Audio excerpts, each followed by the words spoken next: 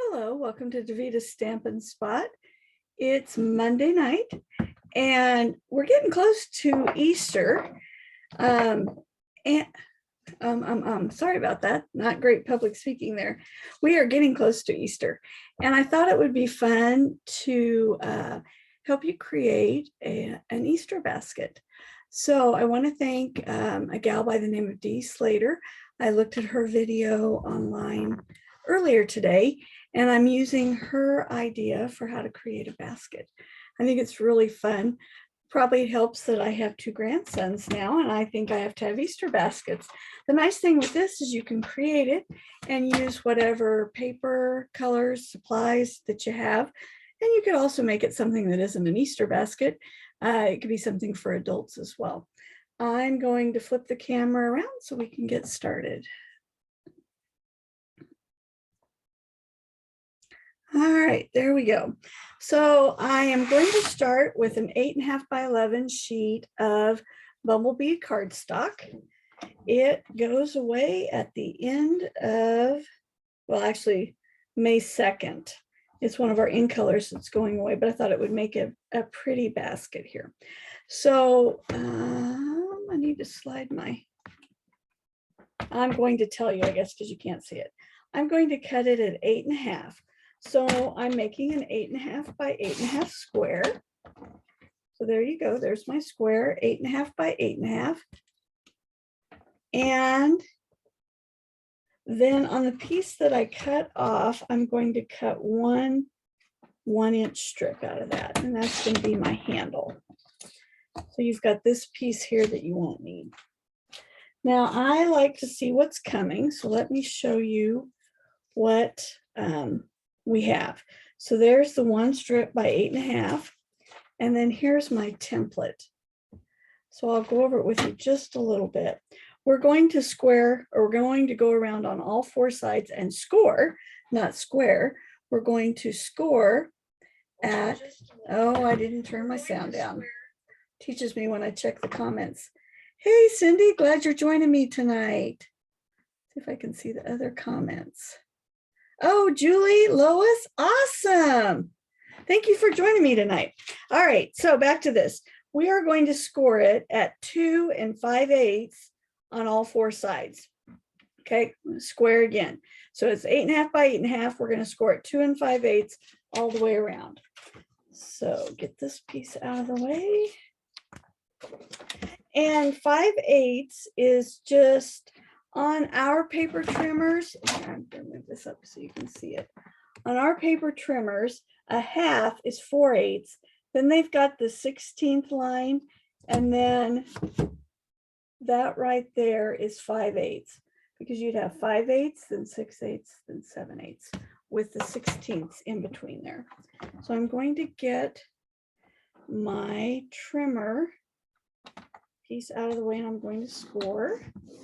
I did this first on typing paper and I cut the paper because I pushed down too hard. And then I'm going to show you one I made with designer series paper because I had some at school with me, and again had to be really careful that I didn't cut through with my scoring blade. And then today it's been really fun after I got home from school because I'm using cardstock and I can push nice and hard if I want to. All right, so 2 5/8 all the way around. Then because you've done the exact same thing, you're just going to pick whichever side you want to start with. And we're going to go back, and now what we're going to do is on two sides opposite of each other, we're going to do 7/8, 1 3/8. Then we're going to 6 3/4 and 7 5/8. And that's going to make 3 flaps on each side. All right, so it's 7/8. So that is going to be from your 1 inch on our paper trimmer.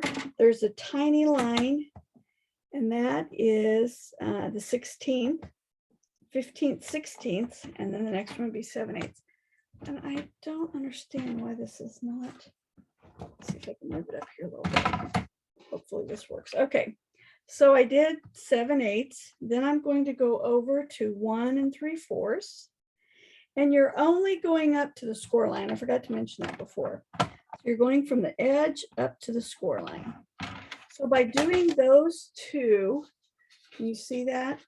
Now this outside square has lines evenly so that you've got 3 pieces there. Then we're going to go over to 6 3/4 and score again just up to the score line, and then slide over to 7 5/8, and again that's going to be the longer line in between 1/2 and 3/4. All right, then we're going to turn it. So here's the lines I've already done over here. Now we're going to come do it over here. So we're going to leave this middle section. Okay, so go back to 7/8.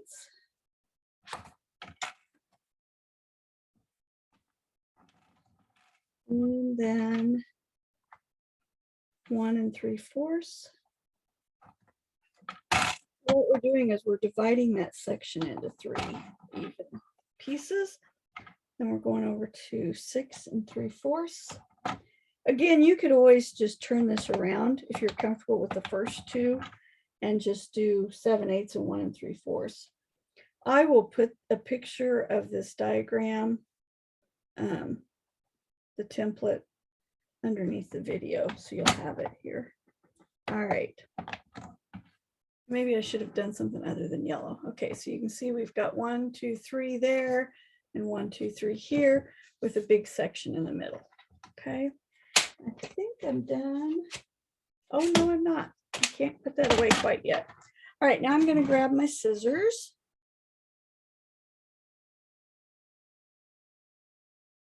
Check and see if there's any other comments. Okay, so pretend you're making your Easter basket for someone, whoever you want to choose.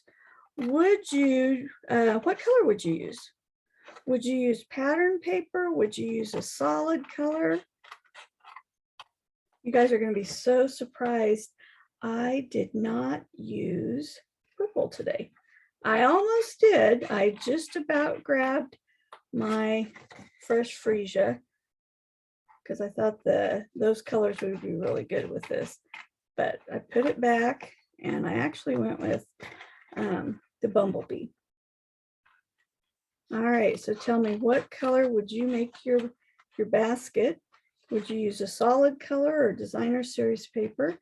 And if you're using designer series paper, do you have an idea in mind as to which one you would use? And then for solid color, what solid color would you use? All right, so what I'm doing here while I'm talking is I'm cutting up these score lines that we made on the outside squares so that we have 6 rectangular shapes on each one. We're leaving the center piece the way it is, and then cutting 3 rectangles on each end. When I went to school today, I just didn't know what I was going to do tonight. I'd come up with a couple fun folds last week, but I hadn't been able to finish them. I was looking for a technique, and I happened to run across her video. I don't even remember how it showed up, but I saw it and went, oh, that's perfect for tonight. All right, now what I'm going to do is I'm going to fold my strips back because I need to do something to this piece here. And I don't want to mess up and get these involved. I'm going to fold these up. What I'm going to do now is put it back in the paper trimmer, and I want to go out a 1/2 inch, and we're going to score again. So you can line it up, make sure it's straight, make sure you have your scoring and not your cutting. I hate when I do that. I do that way too often. So what I've done is I've just scored a 1/2 inch in on that side. I'm going to come over here and do the same thing. All right. Okay, there we go. So it looks like a hot mess, doesn't it? But I promise you it works. I know, Fran, aren't you shocked? No purple. It was really painful for me not to pull the purple out, but I prevailed. I resisted. Oh, you think a pastel polka dot paper? That would be cute. There's actually some polka dots on the paper that I did use in that package, but I used, actually I used like a gingham look. Oh, cinnamon cider, that would make sense because it would be brown like a basket. That's a good idea. Yeah. All right. So I know there's some others. It tells me there's more of you watching. So tell me what color would you use? Would you use a solid color? Would you use a designer series paper? All right. So now I'm going to score that 1/2 inch piece that we did. And you know, I found some old, oh my goodness, what was that stuff called?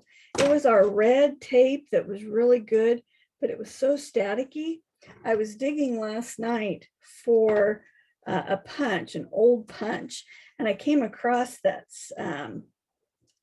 sticky strip. I think that's what it was called, sticky strip.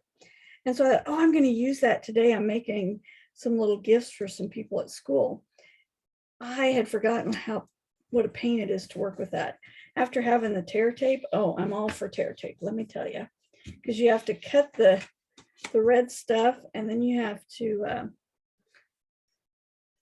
pull the paper off and it sticks everywhere. And oh my gosh, it was a nightmare. But I'm using up old stuff, which makes me happy. All right, so here's our 1 inch by 8.5. And what I'm going to do is I'm going to glue it on the outside of this flap like this. Oops, sorry, you can't see it that way. So to make our handle. Now the gal I was watching, Fran, you're right, red stuff everywhere. Oh my gosh, I had it, like I said, I was using it at school. And so then I'd have to try to pick it all up and take it over to the teacher's trash can. And it was, you know how you do that, trying to get it all off your hands. The kids are kind of looking at me like, what is wrong with you? I have to laugh. They are so used to me crafting in the classroom that they don't even bat an eye anymore. They just see that I'm working on something and they just go on and do whatever they're supposed to be doing. It's kind of funny. But I'm enjoying the fact that I can tear this. I kept trying to tear the sticky strip and it didn't work. All right, so I'm going down. Let me grab a ruler. I don't really know how far I went down. Let me see, I'll pull this back out.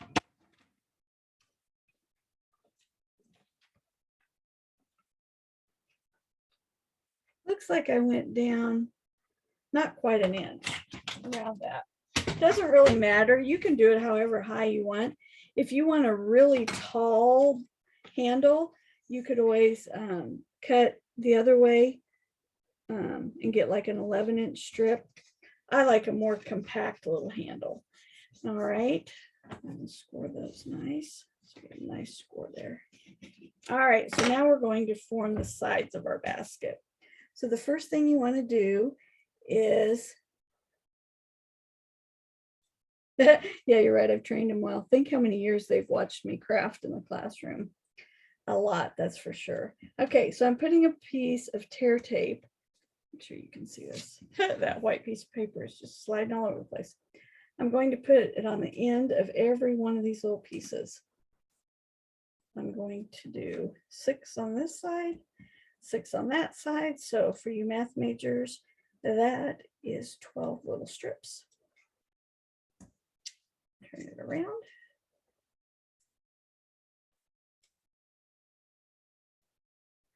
So I have to tell you that, oh, good taste is another good idea for DSP. Yeah, for a basket. I had my Blessings of Home or Heart and Home, I think I called it 2 different names, class last Friday. And the gals loved the cards so much that they asked if they could come back and do the class again and do the cards that they didn't get to make this time. So I will be sending out an email. I'm checking with a couple of them because they definitely want to come back and I want to make sure they can come. But we're going to do it on a Wednesday because my April is just crazy. And the kits, I want to use them before they might sell out. So be watching for an email on that. The gals that did the Blessings of Home just continually talked about, oh my gosh, these were so easy and so cute. So they were really, really liked them. But then they got a little jealous when they saw all the fun stuff that the other gal got to do. Oh, I missed one. With New Horizons. So they're coming back to do the ones they didn't get to do. So watch for that. So if you were debating on whether to do it, I would say from Nancy, Linda, and Marilyn, they would say do the class because they were all really pleased with the projects that they put together. Okay, so I put that one together and I was busy talking. So I'm going to walk you through it this time. Okay, so, and I put these on the wrong side. So what you get for talking at the same time, isn't it? All right, so the bottom two, so I'm starting with the bottom two, and you're going to bring them up. I gotta put some tape on that. You're going to bring them up so that they meet right around by the handle. Okay, so the two bottom ones, you're going to angle them up so that the point comes together like that. Okay, see that? Now, I would suggest that if you did the one on the left underneath the first time, do the same on the next one so that it looks nice. Okay, so now we're going to do the middle ones.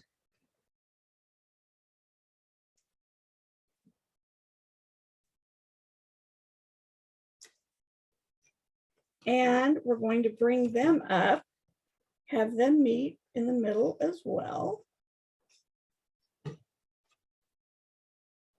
Just like that. See that look that we're getting? I told you to do it one way and then I did the opposite. That's one of those do what I say and not what I do. Okay, so my left one went under first, so I'm going to put it under. Then I'm going to put the right one under. Okay, now we're going to come around and do the same thing over here. If you are a demonstrator, we sent out emails today for the KCMO event, KCMO K-Stampers event on May 21st. And we just found out on Friday that Chad, our DDM from the home office, is planning to come join us. So if that will sway you one way or the other, we hope you will join us. All right, so on this side, I did this one underneath first. I'm going to put it up here. And since that's already there, I'm going to bring this up to join it like that. And then we're going to do the last two, and they are going to kind of cover up that seam so that it looks nice. All right. Okay, so then these are going to come over and cover that up nicely. You do not need this extra piece of tear tape. That's just because I put it on the wrong side. But I figure if it's there, we might as well use it. All right, so there's that one. Doesn't that look cool? And then we're going to flip it around over here. And this one goes down first.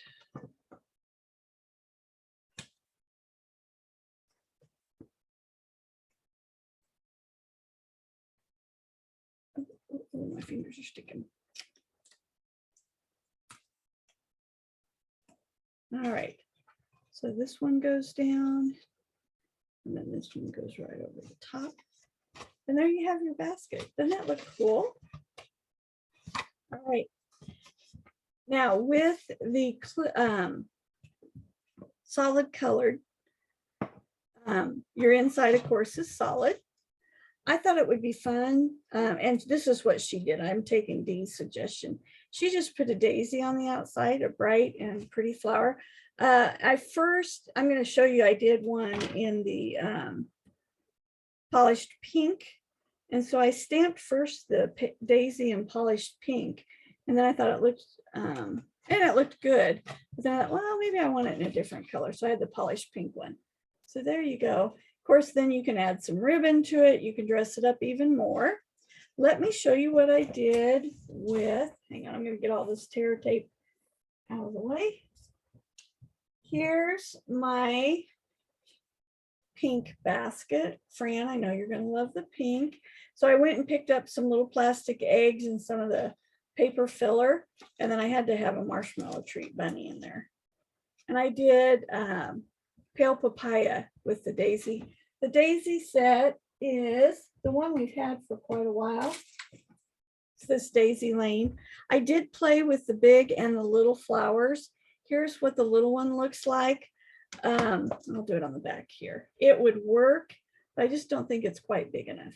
I mean, it's okay if you like a smaller flower. I kind of like the bigger one. So there it is in the solid color. The piece that you folded over just provides a little extra added strength for holding your basket up. And then let me show you, this is the first one I made. I did it in some of the paper from the pansies. Oh, good grief. Pansy.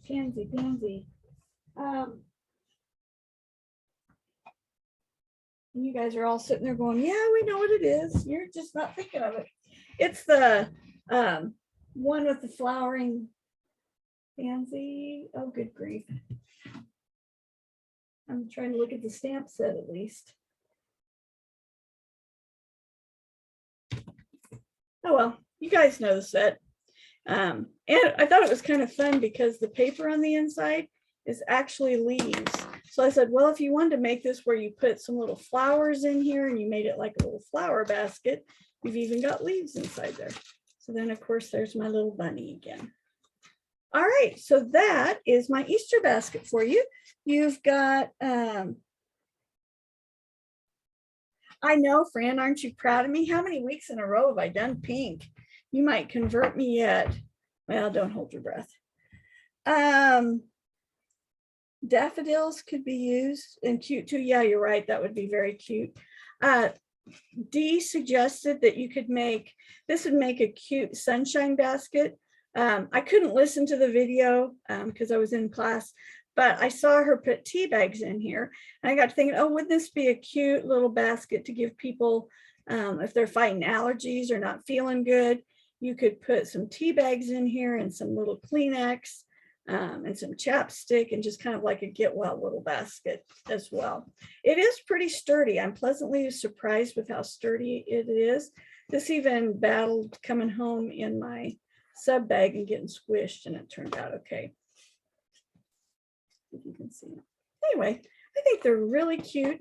To give you an idea of how big they are, let's see, this is the block that is D, and it is about not quite 1/4 of an inch shorter than this height here. So it's about that big. Okay. So a nice size little basket would be really nice on somebody's desk. Yeah, friend, don't hold your breath. There's no way I'm going pink. Now I have used it a lot more, so you have to be impressed with that. All right, so there's my Easter baskets. Again, I will be repeating the Heart and Home and New Horizon classes. So let me know. I don't have a lot of kits. So if you want to do this, let me know right away so I can save you one. We're going to play bingo at Bikes 1 o'clock this Saturday. We will make 3 cards, play 3 rounds of bingo, and you get some ice cream from Bikes. They have some yummy ice cream, either soft serve or they scoop some out, kind of like Baskin Robbins or Brahms does. And then the end of April, Friday, my goodness, April 22nd and 23rd, I'm doing an annual catalog last chance card buffet. And I will be showing you pictures of that soon.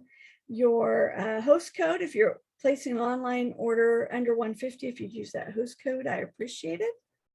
And I think that's it. Let's see. Thanks, Fran. I appreciate that.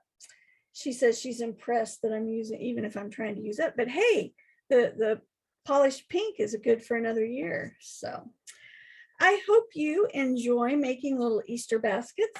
I will lay this here one more time for you so you can get a picture of that. And like I said, I'll take a picture and post it down below too. Have a fabulous week, and I will see you next Monday. Have a great day. And I would love to see it if you make some Easter baskets. Just post a picture down below and let me see what you're creating. Thanks, guys. See you later.